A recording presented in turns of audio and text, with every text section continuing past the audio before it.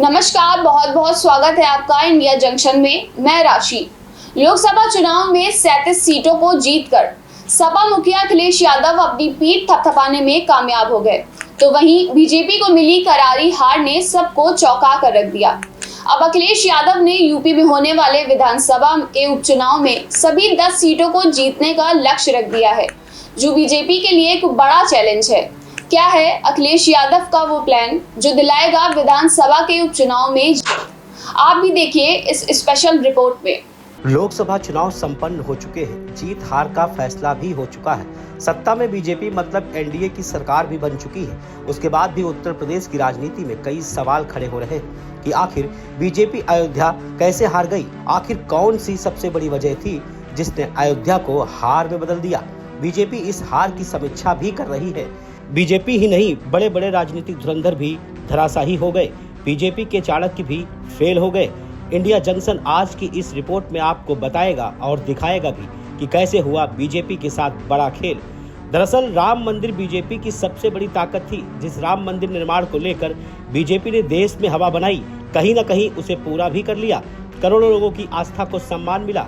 भव्य राम मंदिर का निर्माण हुआ। उसके बाद ये कयास लगाए जा रहे थे कि बीजेपी की पूर्ण बहुमत की सरकार क्यों नहीं बन पाई। शायद इसलिए बीजेपी ने एक कहावत को बड़ा जोर दिया। वो कहावत बनी अब की बार 400 पार। जब नतीजा सामने आया तो 240 पर सिमट कर रह गई। बीजेपी को इन सभी सीटों में सबसे बड़ी हार का सामना अयोध्या सीट पर करना पड़ा, जो बीजेपी ही नहीं किसी और ने सोचा भी नहीं था। इंडिया गठबंधन समर्थित समाजवादी पार्टी से अयोध्या के मैदान में ताल ठोक रहे मिल्कीपुर विधायक अवधेश प्रसाद पर अखिलेश यादव ने दांव लगाया और सफलता के रूप में बीजेपी के 2 बार के सांसद लल्लू सिंह को हार का स्वाद चखना पड़ा।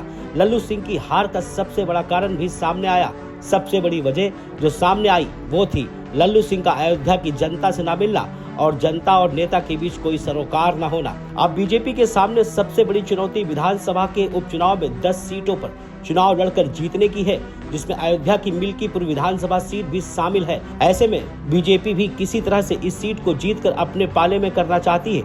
योगी आदित्यनाथ अपने 30 मंत्रियों को मैदान में उतार चुके हैं। सीएम योगी के लिए ये कड़ी परीक्षा है, जिसमें वो किसी भी हाल में पास होने की उम्मीद रखते हैं। अब देखने वाली बात होगी कि ऐसे में अखिलेश यादव वो कौन सा दांव खेलते हैं जिससे मिल्कीपुर सीट के साथ बाकी 9 सीटों पर भी अपना परचम लहरा सकेंगे। तो आइए आपको बताते हैं कि अखिलेश ने कैसे लोकसभा चुनाव में 37 सीटों को जीतकर योगी को कटघरे में खड़ा कर दिया था और देश की सबसे बड़ी तीसरी पार्टी बनकर उभरने में कामयाब हुए।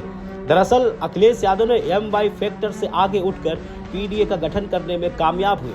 वहीं से शुरू हुआ अखिलेश का लोकसभा जीतो मिशन, जिसे बीजेपी ने खास महत्व न देकर 400 पार का नारा बुलंद करती रही। मगर जब रिजल्ट सामने आया तो तस्वीर बदल चुकी थी। मगर अखिलेश यादव ने अब नया कार्ड खेल दिया है, जिससे योगी ही नहीं पूरे उत्तर प्रदेश की बीजेपी भी हैरान है।